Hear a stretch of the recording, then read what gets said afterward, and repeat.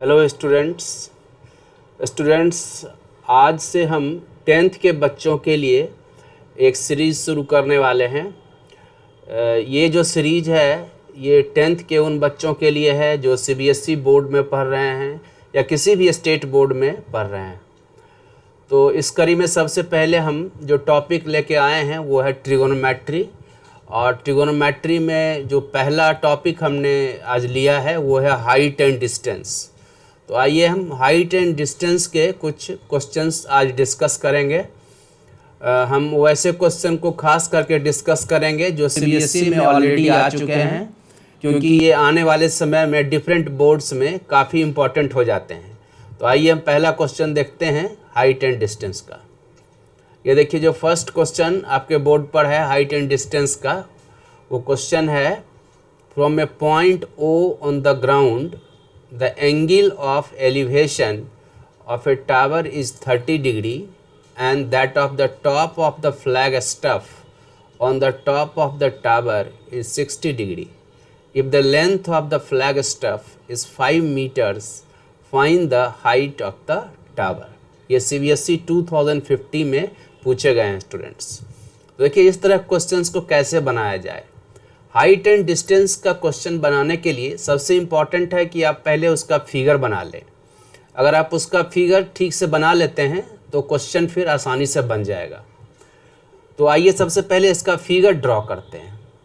तो कैसे इसका फिगर ड्रॉ करेंगे, तो देखिए क्वेश्चन से ड्रॉ करते हैं। क्वेश्चन कहता है from a point O on the ground the angle of elevation of a tower is 30 degree and that of the top of the flag staff. यानी एक टावर है और उस टावर के ऊपर एक फ्लैग स्टफ है।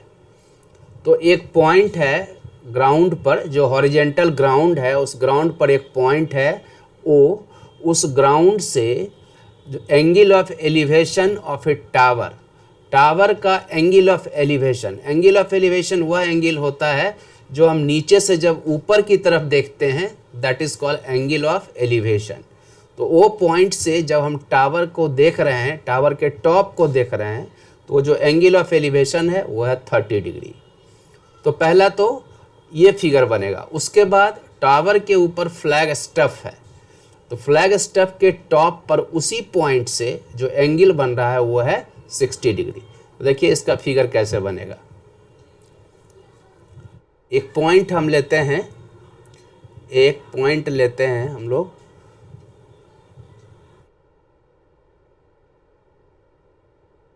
एक पॉइंट ओ लेते हैं, मान लीजिए ओ एक पॉइंट है। ये एक हॉरिजेंटल ग्राउंड है, ओ एक पॉइंट। और ये देखिए टावर है, ये टावर का नाम हम रखते हैं ए बी एक टावर है, ए ओ एक पॉइंट है। तो टावर के टॉप से जो एंगल ऑफ एलिवेशन बन रहा है वो एंगल ऑफ एलिवेशन इस तरह से बनेगा। This is called angle of elevation. जब हम नीचे से ऊपर की तरफ देखते हैं that is called angle of elevation, और जब ऊपर से नीचे की तरफ देखते हैं then that is called angle of depression. तो ये एंगल कितना का बन रहा है, ये एंगल बन रहा है 30 डिग्री का। तो दिस एंगल इज़ 30 डिग्री। और इस टावर के ऊपर एक फ्लैग स्टफ है, ये देखिए फ्लैग स्टफ है ए बी, इसका नाम यहाँ पर आप सी रख दीजिए। इसी पॉइंट से इस फ्लैग स्टफ के टॉप का जो एंगल बन रहा है, this is also angle of elevation, ये है 60 डिग्री। ये पूरा एंगल जो बनेगा यहाँ से यहाँ तक, ये एंगल ये हो जाएगा 60 डिग्री का एंगल। तो ये हो गया figure, this is the figure. अब देखिए यही क्वेश्चन है, and that the top of the flag staff on the top of the tower is 60 degree. If the length of the flag staff is 5 metre, find the height of the tower. अब ये देखिए flag stuff AC जो है इसका length दिया हुआ है, ये है 5 मीटर। तो टावर ये जो AB है इसका हाइट निकालना है, इसको H मान लेते हैं। ये टावर AB है, इस टावर का हाइट निकालना है, इसको हम H मान लेते हैं। इसको हम लिखते हैं, इसको इस तरह से लिखेंगे, let O is the point on the horizontal, let O is the point on the horizontal ground, horizontal भी लिख सकते हैं, and AB is a tower. AB is a tower and AC is the flagstaff.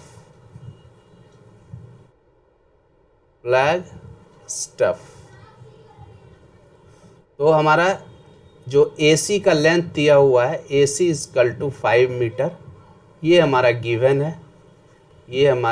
है, और AB जो tower का length है उसको हम लोगों ने H मान लिया है, लेट या से, तो यही H निकालना है। तो देखिए इस तरह क्वेश्चंस को कैसे बनाया जाता है। इसमें दो ट्रायंगल है। सबसे पहले हम ट्रायंगल पर विचार करेंगे। इन ट्रायंगल OAB, देखिए ये ट्रायंगल है OAB, ये ट्रायंगल। इस ट्रायंगल में हमको ये H है गिवन और ये OB गिवन है। अगर इसमें हम tan थीटा, OB गिवन नहीं है, इसमें हम tan थीटा लेंगे, यानी tan 30 degree. tan 30 degree equal to क्या होता है? tan is equal to perpendicular by base. तो परपेंडिकुलर है AB को हम लोगों ने H माना है, और बेस क्या है? बेस है OB को हम लोग OB ही लिखते हैं। अब tan 30 डिग्री का वैल्यू आपको पता है 1/√3 होता है। This is 1/√3 is equal to H/OB। इससे OB का वैल्यू क्या आएगा? क्रॉस मल्टीप्लिकेशन करेंगे, OB इक्वल टू √3H। तो हमारा OB जो आ गया, ये आ गया √3H। अब एक दूसरे ट्रायंगल पर विचार करते हैं, OCB, ये बड़े वाले ट्रायंगल पर। तो इन ट्रायंगल OCB, अब इसमें देखिए जो एंगल बन रहा है 60 डिग्री का बन रहा है, इसमें हम tan 60 डिग्री लेते हैं। tan 60 डिग्री लेंगे। tan 60 डिग्री ये परपेंडिकुलर बाय बेस, परपेंडिकुलर हो जाएगा BC, ये हो जाएगा BC बाय OB। तो ये हो जाएगा BC बाय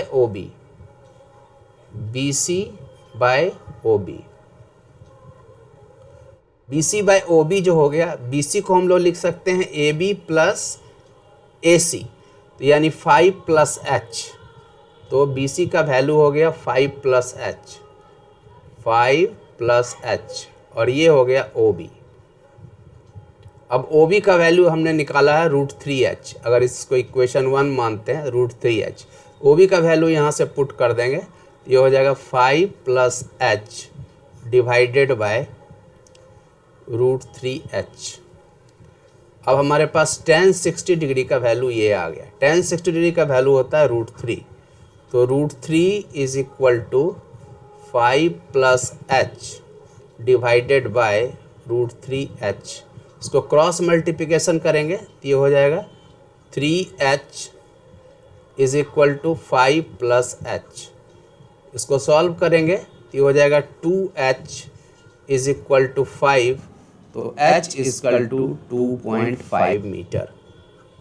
तो H का वैल्यू हो गया 2.5 मीटर, और यही हमें निकालना था। ये H हमारा था, हमें जो टावर का हाइट निकालना था।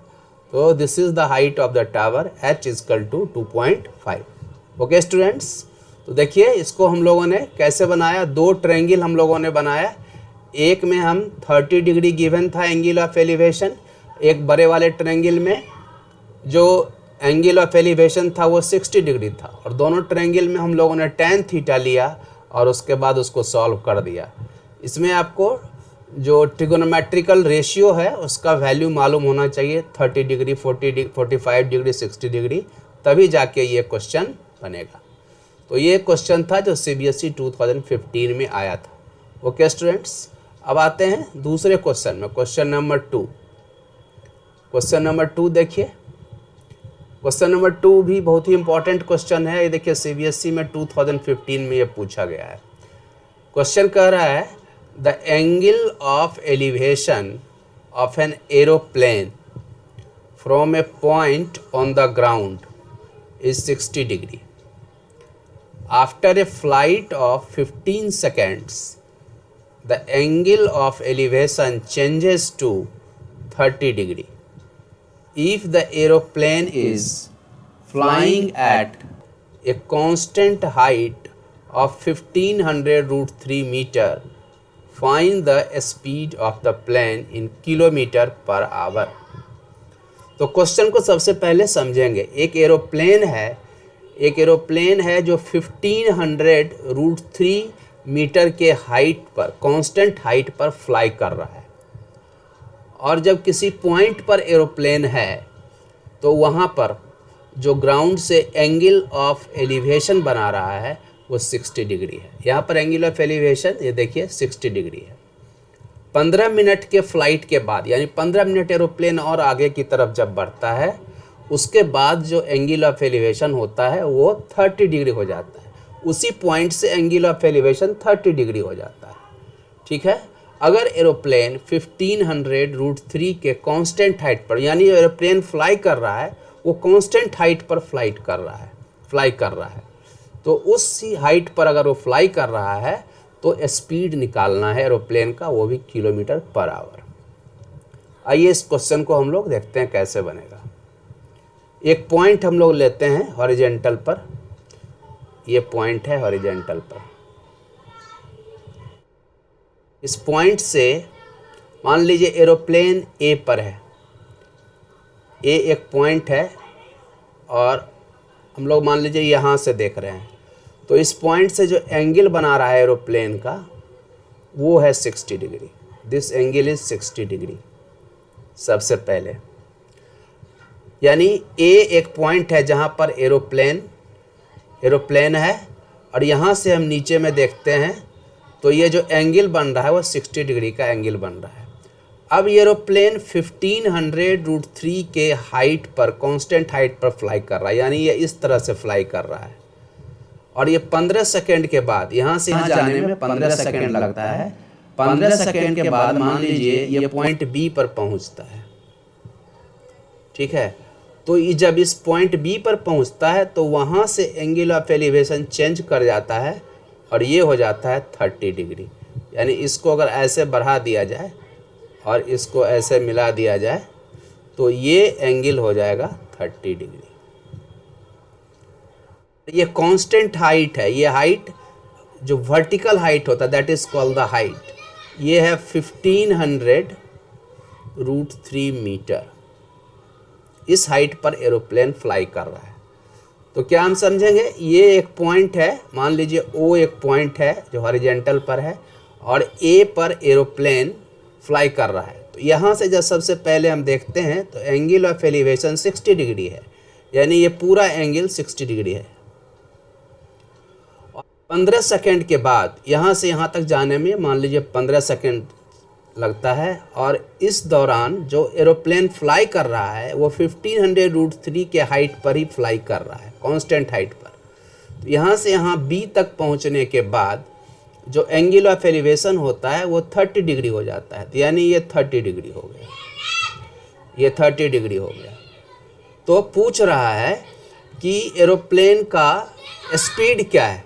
तो सबसे पहले इसका स्पीड हम निकालेंगे। कैसे बनाएंगे इस क्वेश्चन को, देखिए यहाँ से एक परपेंडिकुलर आप ड्रॉ कर दीजिए ऐसे।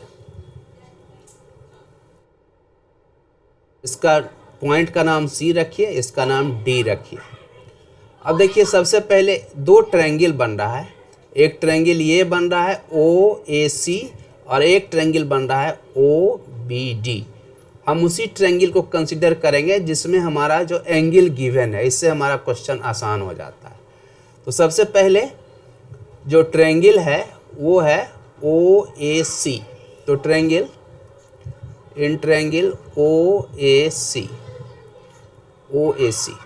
OAC tan 60 डिग्री अगर लेते हैं, tan 60 भी ले सकते हैं, cot 60 भी ले सकते हैं। आइए cot 60 ले लेते हैं। Cot 60 degree. कॉट देखिए ये जो है, ये जो कांस्टेंट हाइट है तो ये भी 1500√3 हो जाएगा। तो कॉट 60, कॉट का वैल्यू क्या होता है, बेस बाय परपेंडिकुलर, यानी OC बाय AC। तो cot 60 equal to OC by AC। AC का वैल्यू क्या है, AC है 1500√3। कॉट 60 का वैल्यू क्या हो जाएगा, कॉट 10 का उल्टा होता है, tan 60 कितना होता है, √3, तो ये हो जाएगा 1/√3। 1/√3 is equal to OC by 1500√3। इससे OC का वैल्यू आ जाएगा, OC जो होगा, OC हो जाएगा 1500√3 डिवाइडेड बाय √3। √3 कैंसिल हो जाएगा, OC is equal to 1500 metre. तो ये OC का वैल्यू आ गया, यहाँ से यहाँ तक का वैल्यू जो आ गया 1500 मीटर, ये आ गया। लेकिन हमको निकालना है स्पीड। स्पीड के लिए हमें डिस्टेंस निकालना पड़ेगा, ये CD। तो अब आइए हम लोग इस ट्रायंगल पर विचार करते हैं, O और ये देखिए BD, OBD। तो ट्रायंगल OBD में, इसमें भी हम लोग लेते हैं कॉट 30 डिग्री। कॉट 30 डिग्री, तो देखिए बेस कॉट 30 डिग्री, ये ट्रायंगल हम लोग ले रहे हैं, ये ट्रायंगल यहाँ से ये ट्रायंगल, तो ये बेस जो हो जाएगा ये हो जाएगा OD। OD का मतलब OC प्लस CD। तो OC है 1500 और CD को CD ही लिखते हैं, और divided by this perpendicular, that is 1500√3। तो इससे कॉट 30 देखिए, यहाँ पर हम लोगों ने लिया था कॉट 60 1/√3। कॉट 30 क्या हो जाएगा, tan 30 1/√3 होता है, कॉट 30 हो जाएगा √3। ये हो गया √3, ये हो जाएगा 1500 प्लस CD डिवाइडेड बाय 1500√3। तो इसको सॉल्व करेंगे, क्रॉस मल्टीप्लिकेशन करेंगे, तो ये हो जाएगा 1500 plus CD is equal to 1500 into 3। ठीक है, 1500 इंटू 3, तो ये क्या हो जाएगा, तो 1500 plus CD is equal to 4500। तो इससे CD का वैल्यू आ जाएगा, CD इज इक्वल टू 3000। ये हो गया CD इज इक्वल टू 3000। ये हमारा CD था, ये CD हो गया 3000, और ये OC हो गया हमारा, ये अभी निकला था 1500 मीटर।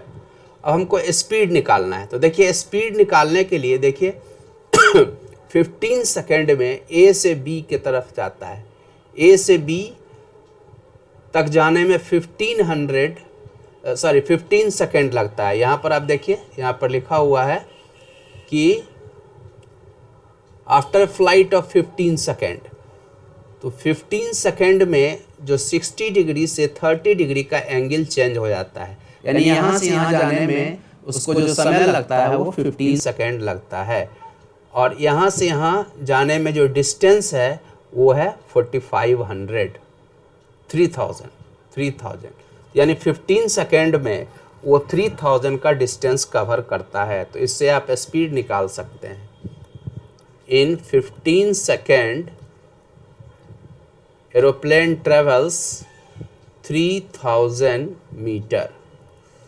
तो 1 सेकेंड यूनिटरी मेथड से भी निकाल सकते हैं, 1 सेकेंड में 3000 मीटर डिवाइडेड बाय 15 सेकेंड, ये हो गया स्पीड, मीटर पर सेकेंड। हाँ, लेकिन हमको निकालना है किलोमीटर पर आवर में, तो मीटर को किलोमीटर में चेंज करेंगे तो 1000 से डिवाइड करेंगे, और ये सेकंड है, इसको चेंज करना है आवर में, तो फिर 60 × 60 से डिवाइड करेंगे, ये चला जाएगा ऊपर, ये हो जाएगा 60 × 60।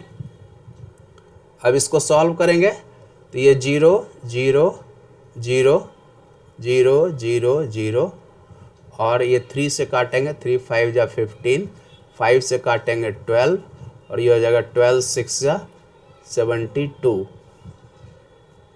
तो इतना 720 किलोमीटर पर आवर। तो ये हमारा आंसर हो गया। This is the speed of the aeroplane. तो ये क्वेश्चन था हमारा स्टूडेंट्स, जिसमें गिवन था कि एक एरोप्लेन है जो एक हाइट, कांस्टेंट हाइट पर फ्लाई कर रहा है, और ए से बी तक जाने में उसको 15 सेकेंड का समय लगता है। पहले उसका एंगल ऑफ एलिवेशन जो है वो 60 डिग्री है, और 15 सेकेंड के बाद उसका एंगल ऑफ एलिवेशन 30 डिग्री हो जाता है।